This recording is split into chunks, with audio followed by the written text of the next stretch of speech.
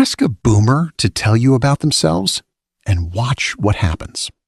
Before they mention where they're from, before they tell you about their family, before they say anything about what they love or believe or value, they will tell you what they do or what they did. Even the retired ones lead with the job. I was an engineer for 30 years.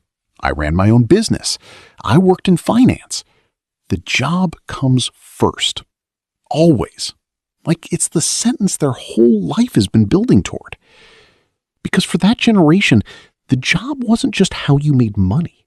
It was how you answered the most fundamental question a human being can ask themselves. The question of who you are.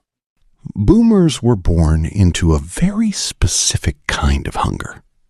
Their parents, the silent generation, the ones who survived the Depression and fought the Second World War, had known what it was to have nothing, to watch everything collapse, to line up for bread, to send their sons away and not know if they were coming back.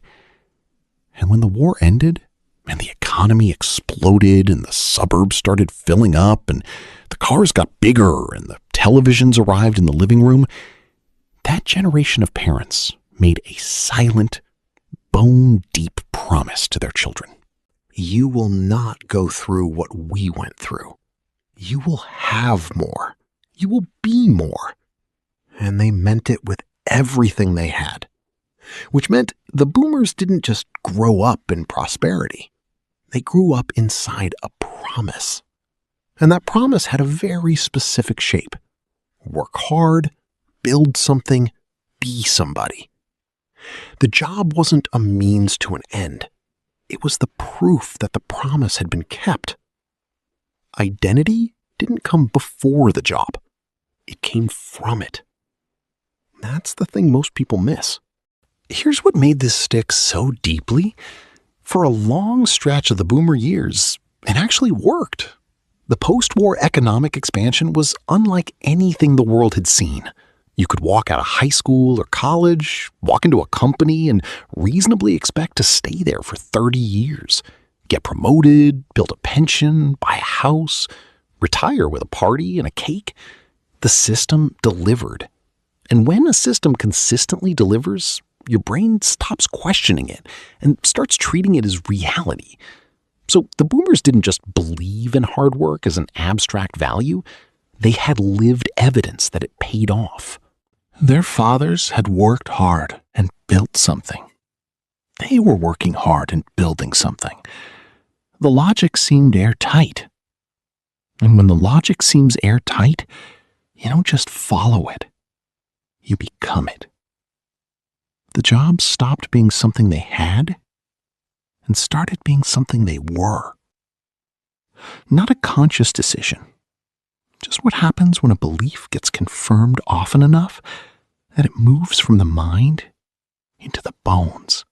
But there's a psychological cost to building your entire identity on something external, something that exists outside of you, that other people can take away, that time will eventually end. And most boomers didn't see it coming because the culture never warned them. Nobody sat them down and said, be careful how much of yourself you put into this. Nobody told them that the day the job ends, you'll need to know who you are without it. They were told the opposite. Work harder, commit more, give more years, be indispensable. And they did. Enthusiastically, proudly, with genuine belief in what they were building. Which is why retirement, for so many boomers, turned out to be one of the most psychologically destabilizing experiences of their lives. Not because they stopped being busy, but because they stopped being someone. The title was gone. The office was gone. The colleagues were gone. And what was left underneath all of it? The actual person, the one who existed before the job and after it, had never really been introduced to anyone, including themselves. That's not a failure. It's a tragedy. with very specific origins. And this is where it collides with everything that came after.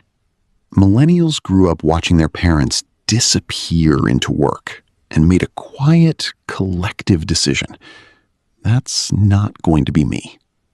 They watched fathers miss dinners and mothers stretched thin, and both parents defined themselves entirely through professional achievement. And they decided, consciously or not, that identity had to come from somewhere deeper than a job title. Which is why millennials talk about passion and purpose and work-life balance in ways that drive older boomers quietly insane.